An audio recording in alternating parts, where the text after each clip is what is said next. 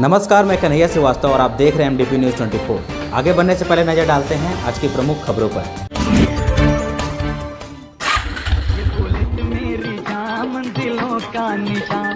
आपके शहर मधुपुर में खुल गया है बुलेट का सर्विस सेंटर, जहां आपके रॉयल इनफील्ड से जुड़े सभी ओरिजिनल पार्ट्स और मॉडिफाई करने का सारा सामान उचित मूल्य पर उपलब्ध है।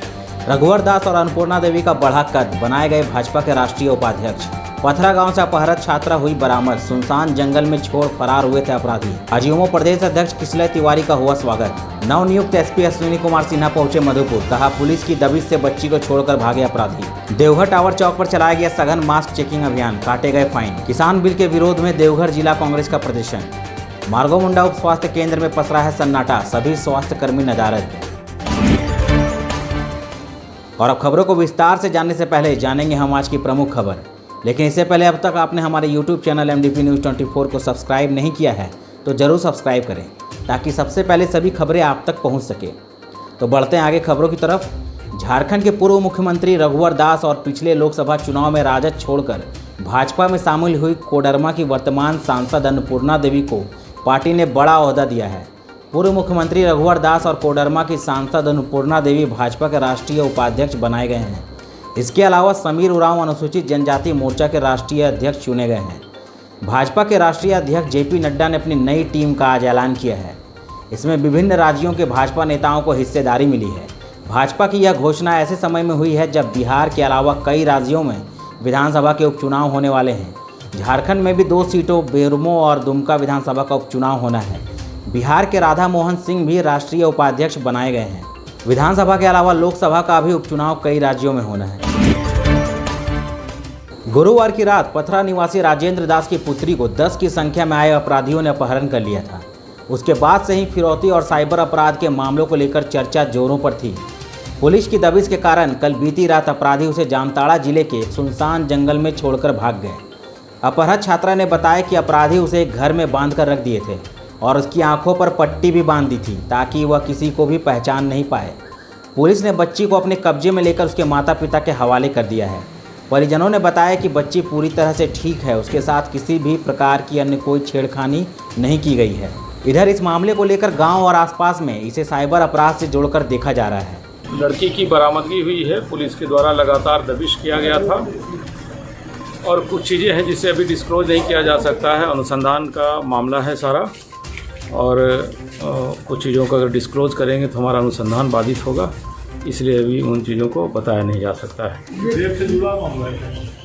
रेप से भी जुड़ा मामला है? नहीं, लड़की से पूछताछ करने पर ये बताया कि जो अपहरणकर्ता थे उसके साथ सद्व्यवहार किया है, खाने पीने के लिए पूछा है और कोई भी दुर्व्यवहार का कोई मामला उसने नहीं बताया है। फिर भी इसका मेडिकल चेकअप करा लिया जा रहा है ताकि कोई भी अगर आशंका हो तो उससे उसका निराकरण हो सके। आरोपियों की शिनाख्त हुई है क्या सर? इस पर हम लोग कार्रवाई कर रहे हैं।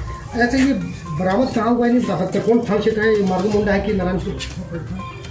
बॉर्डर एरिया है जहाँ पे बरामदगी हुई है। ये पैसा के लिए अपहरण किया गया था कि आपसे ज्यादा दुश्मनी है?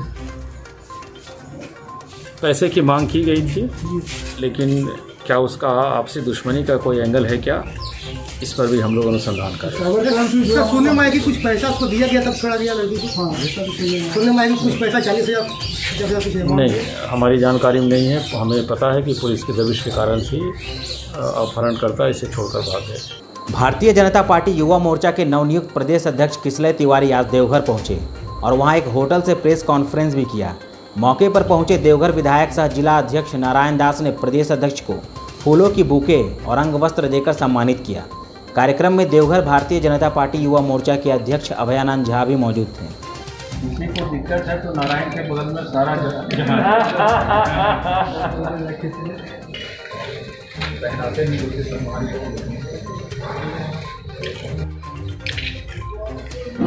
नमस्कार।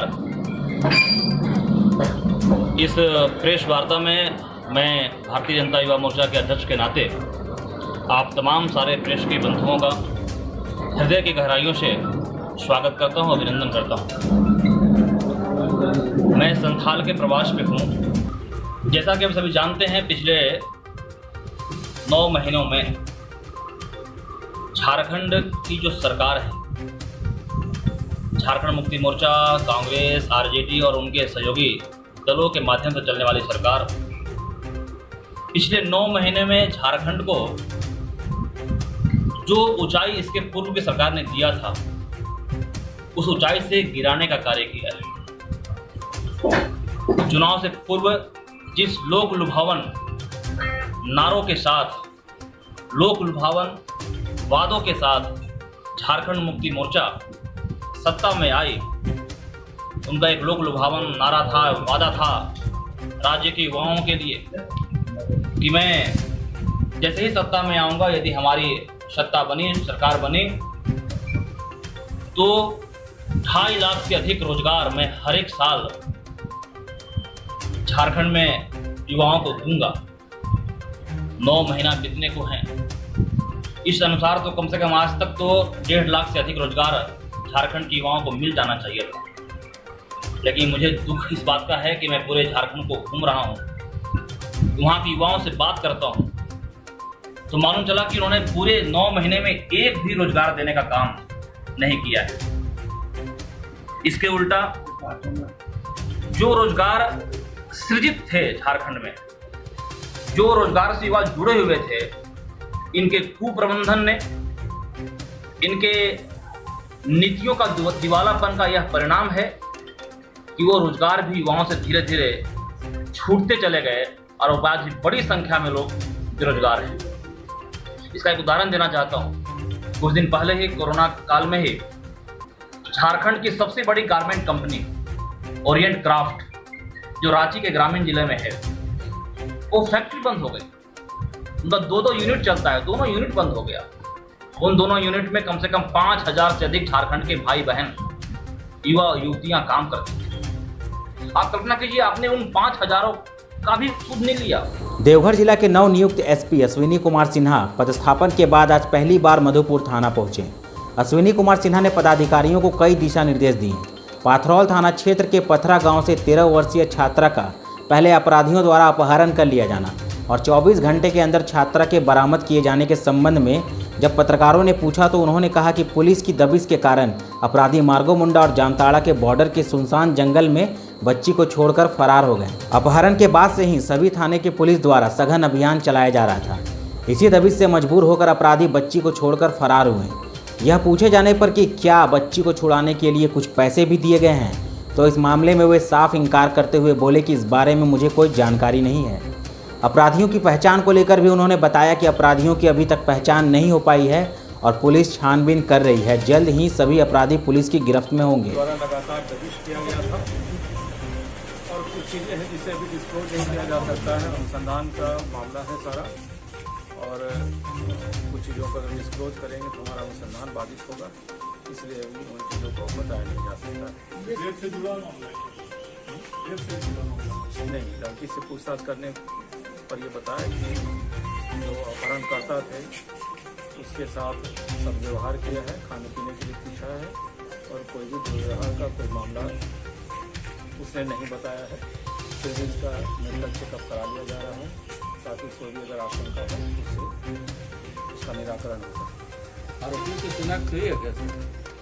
इस पर हम लोग कार्रवाई कर रहे हैं।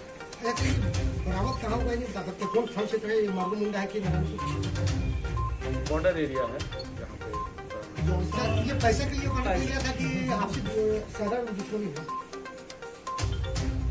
पैसे की मांग की गई थी, लेकिन क्या उसका आपसी दुश्मनी का कोई एंगल है क्या, इस पर भी हम लोग सुनने में आएगी कुछ पैसा उसको दिया गया तब छोड़ा गया लड़की को। सुनने में आएगी कुछ पैसा 40,000 नहीं, हमारी जानकारी में नहीं है। तो हमें पता है कि पुलिस के दबिश के कारण से अपहरणकर्ता इसे छोड़कर भाग गए।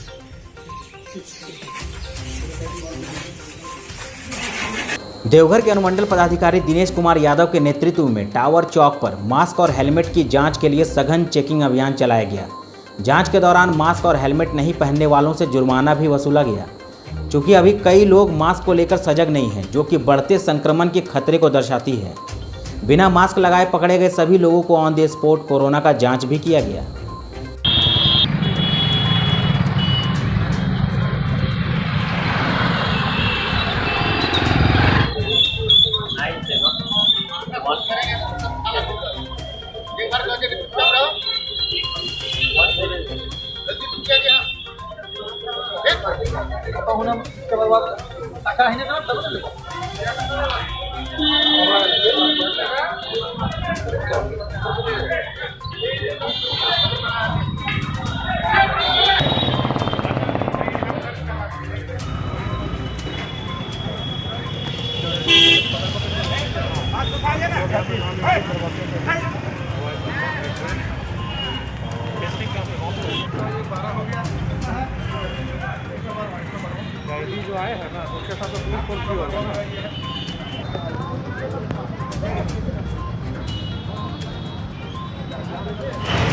अब भी हम लोग लगभग नियर अबाउट 100 व्यक्ति का जांच कर चुके हैं।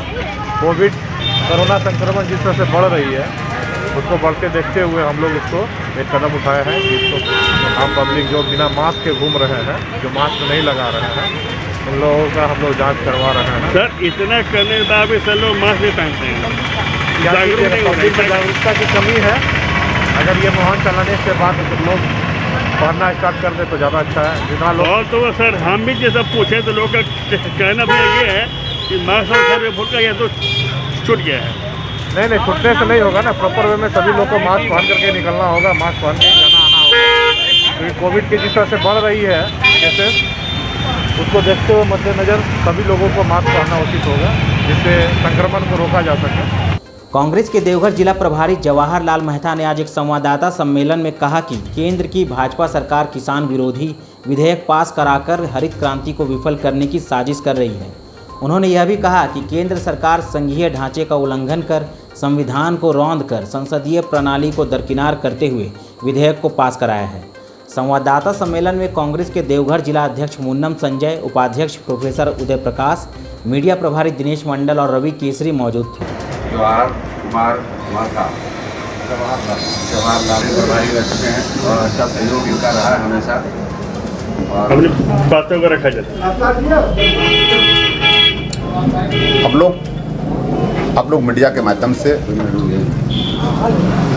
एक पूरे इस भाजपा सरकार को एक मैसेज देना चाहते हैं कि इनके द्वारा जो लोकतंत्र की हत्या करते हुए इन्होंने जो किसान विरोधी बिल लाए हैं, जिस बिल से पूरे देश के किसान मर्माहत हैं, और किसान मर्माहत होने के चलते जब इनके सामान जो है, जो अनाज उपजाते हैं, जो हमारे अन्नदाता हैं, जिनके चलते पूरे भारतवर्ष के लोग को भोजन मिलता है, और वैसे किसानों के विरोध में इन्होंने जो बिल लाया है, और बिल लाकर जो किसानों की हक को छीनने का काम इस सरकार द्वारा किया जा रहा है, उसका हम लोग पुरजोर विरोध करेंगे। और सदन से, सड़क से लेकर सदन तक हम लोग इसका विरोध करेंगे और सरकार को मजबूर करेंगे कि इस बिल को आप वापस ले और किसानों को या देश की जनताओं को जीने का अधिकार दें। हाँ सर, ये घेराव कब कर रहे हैं सांसद जी का? सांसद जी का घेराव के लिए हम लोग अध्यक्ष जी से बात करेंगे अभी, और उसका हम लोग डेट तय करेंगे। उस डेट को हम लोग सांसद का घेराव करेंगे 2 तारीख से लेकर के। हाँ, बीच में हम लोग जब भी हो उसके लिए डेट तय होगी। पूरे संगठन के लोग रहेंगे, हमारे वरिष्ठ जो यहाँ के लीडर हैं, सारे लोग से मंत्रणा करने के बाद हम लोग उस पर हम लोग निर्णय करेंगे। मार्गोमुंडा प्राथमिक स्वास्थ्य केंद्र में इन दिनों पूरा सन्नाटा पसरा हुआ है। ना ही कोई स्वास्थ्य कर्मी रिसेप्शन में रहता है, ना ही डिस्पेंसरी में कोई स्वास्थ्य कर्मी दिखाई देता है, और ना ही कोई कर्मी प्राथमिक स्वास्थ्य केंद्र में दिखाई देता है। पूरा का पूरा स्वास्थ्य केंद्र में सन्नाटा पसरा हुआ है। कर्मियों के नहीं आने से प्राथमिक स्वास्थ्य केंद्र में होने वाले सभी कार्य ठप पड़ चुके हैं। जहां कोरोना महामारी को लेकर सभी स्वास्थ्य कर्मियों को हमेशा सक्रिय रहना चाहिए था, वहीं यहां इसके विपरीत मार्गोमुंडा प्राथमिक स्वास्थ्य केंद्र में स्थितियों को देखा जा सकता है। इस वर्ष भारी बरसात के कारण प्रखंड के लगभग सभी कुओं में पानी लबालब भर चुका है और सभी कुओं में ब्लीचिंग पाउडर अभी तक नहीं डाला गया। बरसात के कारण कई गांव का पानी भी दूषित हो गया है।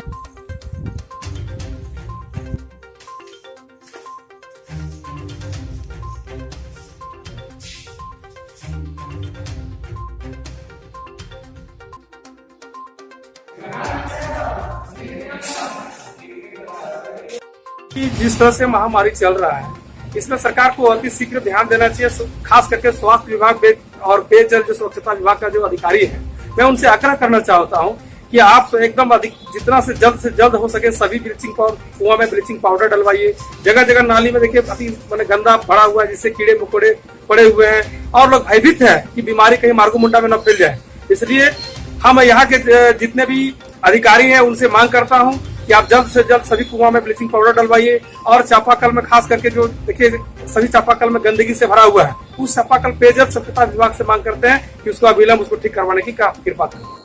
ग्रामीण इस दूषित पानी को पीने को विवश हैं। अब ग्रामीणों को यह डर सता रहा कि कहीं दूषित पानी पीने से कोई महामारी न फैल जाए। स्वास्थ्य विभाग द्वारा सभी पेयजल कुओं में ब्लीचिंग पाउडर डलवाने की व्यवस्था करनी चाहिए थी। और आज के लिए बस इतना ही। तो दीजिए मुझे इजाज़त, फिर मिलेंगे आपसे अगली बार। तब तक के लिए आप सभी को हमारा नमस्कार।